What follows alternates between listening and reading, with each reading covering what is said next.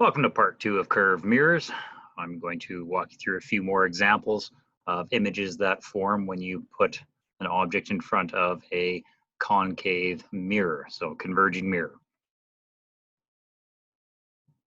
Case three. Um, so last video, I did case one and case two for you guys. In case one, if you remember, that's when you had the object between the center of curvature and the principal focus. It made an image somewhere down here beyond C. Case two, that's when we had an object right at the center of curvature and it produced an image right below it at the center of curvature, but it was upside down. So case three, we have taken the object from between C and F and we keep moving it backwards to C and now beyond C. And so we're going to see where the image forms. I'm going to still use the same three rules for most of these. Once in a while, I might bring in that fourth rule, but we'll see what happens as I go through this. So I have an object here. It's a much larger object this time for reasons.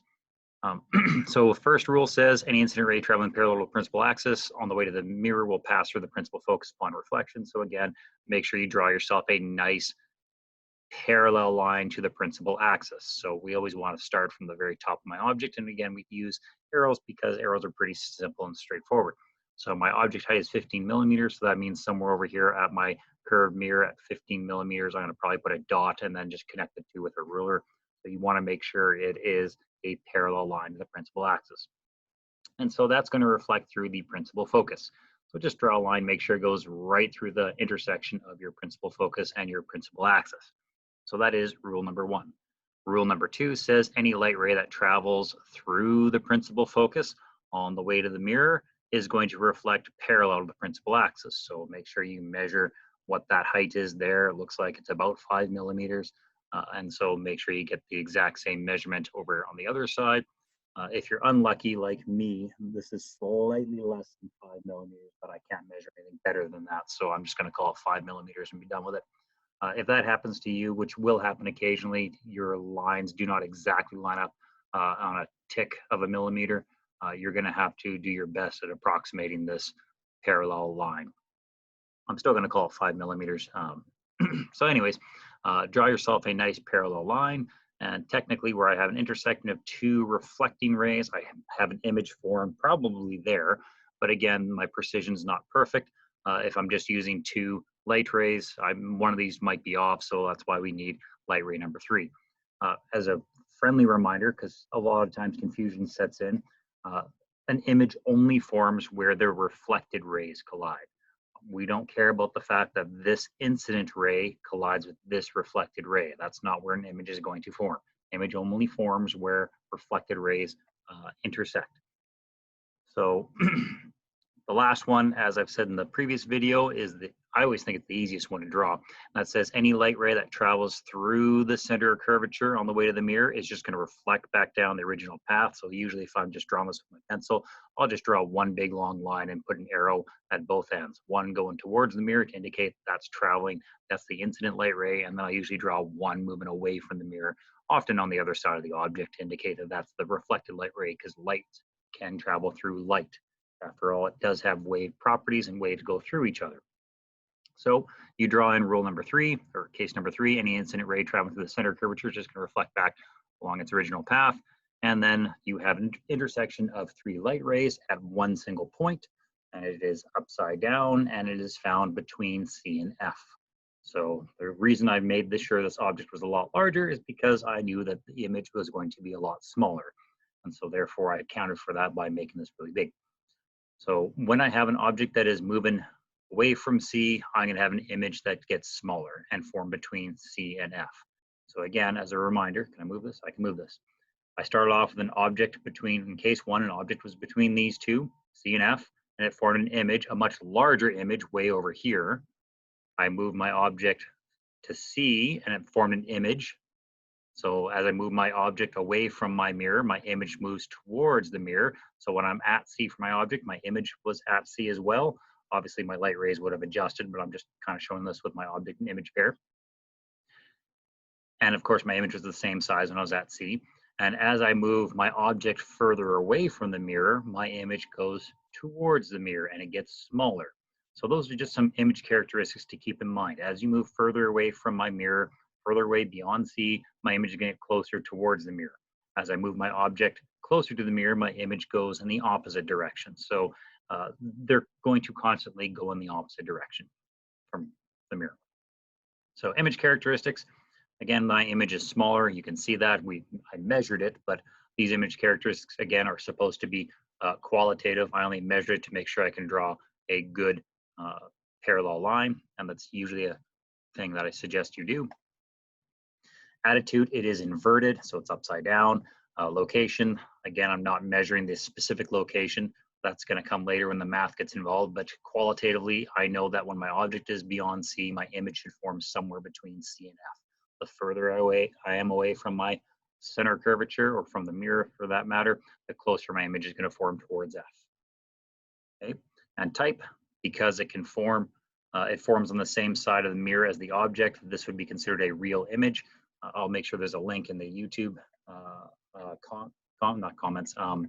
description. I'll link to a lab where a guy shows a real image in a mirror lab, similar to what you guys would have done in class, if you want to see what it means to form an image on a screen.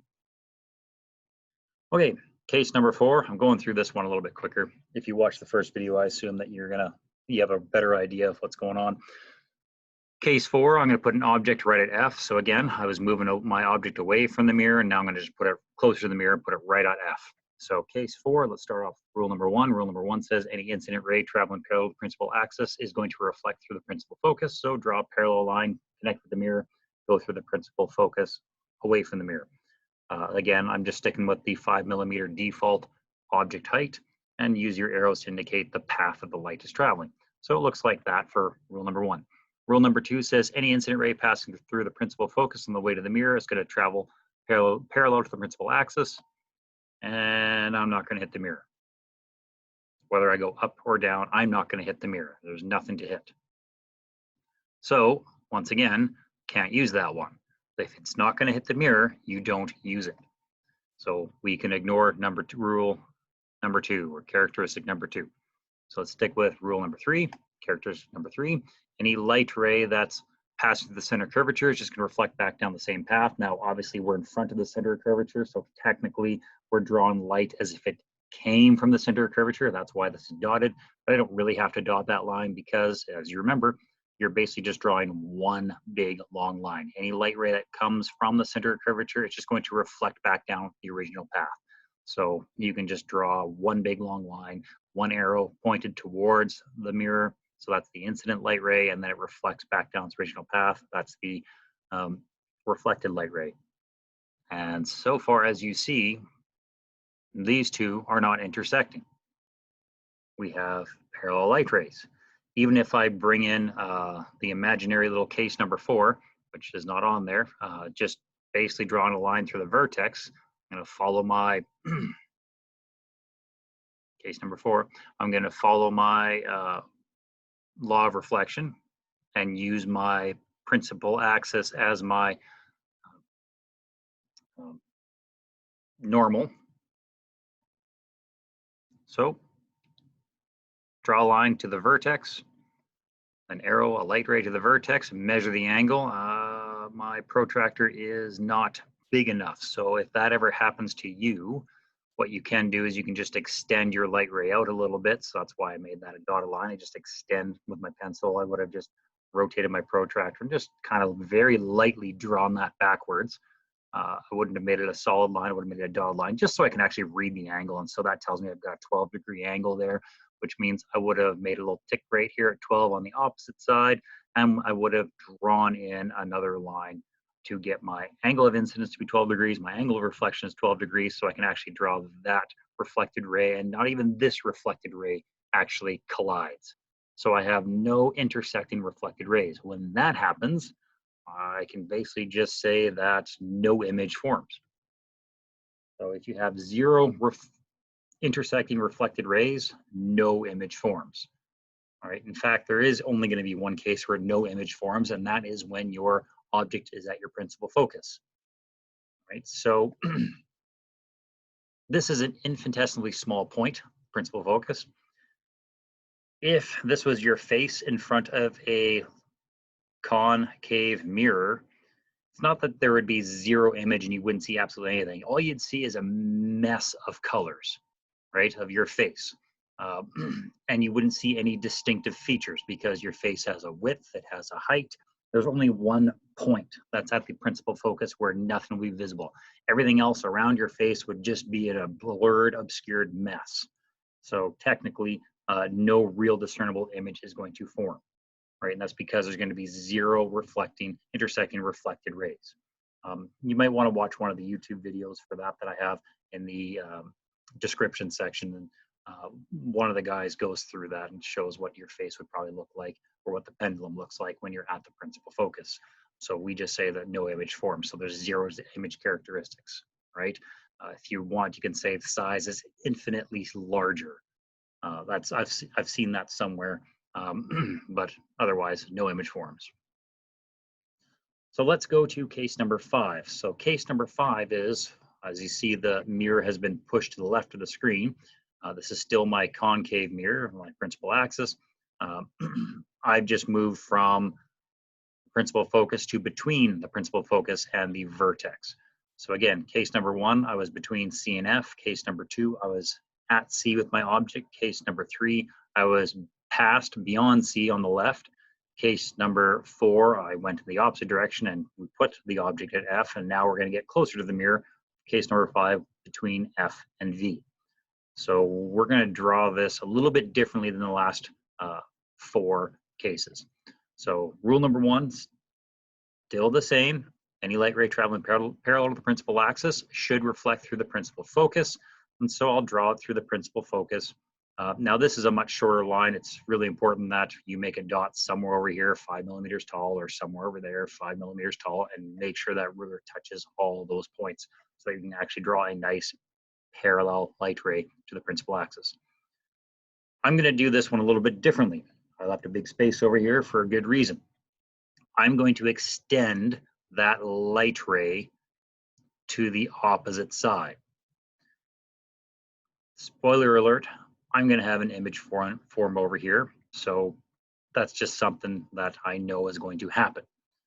You'll see how I know that in a moment when we draw rule number 2. So rule number 1 still says parallel light ray reflects through the principal focus. So that is drawn in. Just extend it when you have an object between F and V. And here's why. When you draw in rule number 2, it says any incident ray passing through the principal focus on the way to the mirror is going to travel parallel. Well, it's not going to pass through the principal focus on the way to the mirror, so we draw a line as if it came from the principal focus. So that's why this is a dotted red line there. You don't actually need to draw this dotted line at all.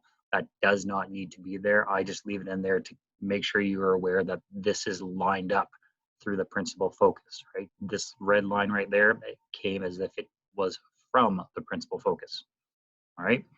So it's supposed to reflect parallel to the principal axis. So of course you do your same song and dance, measure what the height of that guy is. So that's going to be 10 millimeters in height, apparently, or 1 centimeter. And draw another dot somewhere on both sides and draw the reflected light ray. So any light ray traveling as if it came from the principal focus should reflect parallel. And I extended that line because once I move the ruler out of the way, you can see that this actual reflected light ray does not intersect with this reflected light ray on the object side. So no real image is going to form because there's going to be no intersecting reflected rays. The intersection doesn't happen until you're on the virtual side, just like the flat mirror. You don't have intersecting rays until you're at the flat mirror. So sorry, the opposite side. So that's where we're going to have an image form, probably. Depends on how well my third rule is. So in this case, case number 5, we have to extend our light rays onto the virtual side of the mirror. So case number 3, again, is the easiest one to draw. It's just one big long dotted line, well, dotted on the virtual side, solid on the real side. I just often draw mine dotted first. So again, any light ray traveling as if it came from the center of curvature, it's just going to reflect back down its original path. Again, on the virtual side, these are not solid lines because there's absolutely nothing over here, right? Virtual means it doesn't exist. All the light rays are going to be on this real side here, and none of them actually collide with each other. So there's going to be only a virtual image. And I have an intersection of 3 light rays there. It's a bit of a mess down here with the arrows indicating the direction that light is traveling, but those arrows are necessary. So I have an intersection of all 3 light rays at this one little point right here. And so that's why I draw my image, and my image is pointing upwards. So this is the first time I have an image that is right side up compared to my object. So that is an erect image. So size characteristics, image characteristics, size is larger. You can physically see that this is small compared to that. But if you measured it, it's 10 millimeters versus 5 millimeters. So my image is twice the height. That was just done by accident. It could be anything from 4 times to 1.2 times the actual object height. It doesn't really matter. These are just numbers for the moment. So attitude, screen froze. Attitude, it is erect. So right side up if you prefer. Location, again, I'm not physically measuring my distances for the moment because we'll deal with that when I get to the math side of things. These are just qualitative characteristics. So I can say one or two things. I can just say it's beyond the vertex, which implies it's behind the mirror. So both of those are fine. You don't have to say both. You can just say one or the other, whichever one makes more sense to you.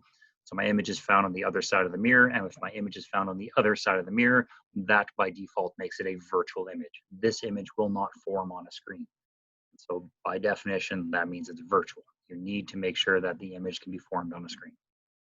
All right, so that's case number 5. Case number 5 has a lot more lines to draw, so it tends to be the harder one for most students. I'm going to stop the video here, and we'll do the last 2 cases in the 3rd video.